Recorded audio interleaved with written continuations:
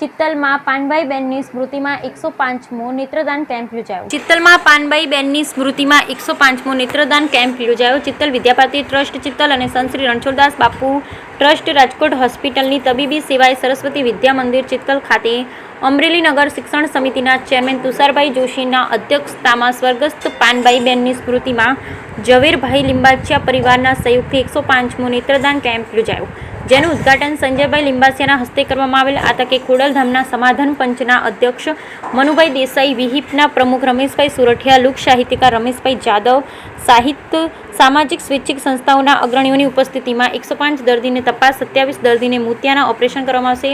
સમગ્ર કાર્યક્રમનું સંચાલન સંસ્થાના પ્રમુખ હિતેશભાઈ મહેતાએ કરેલ. આ કેમ્પમાં વિવિધ સામાજિક સ્વૈચ્છિક સંસ્થાના સ્વયંસેવીઓએ નિસ્વાર્થ સેવા આપી. Bureau report Natwarlal Jepatiya. આજુબાજુના તમામ ગામડાઓમાંથી દર્દીઓ અહીંયા એનું નેત્રના નિદાન કરી અને જરૂર પડશે તો એ રાજકોટ જઈ અને ઓપરેશન કરાવશે. અને આ અવિરત સેવા હિતેશભાઈ મહેતા અને એમની ટીમ જે કરી રહી છે એ બદલ હું એમને અભિનંદન પાઠવું છું.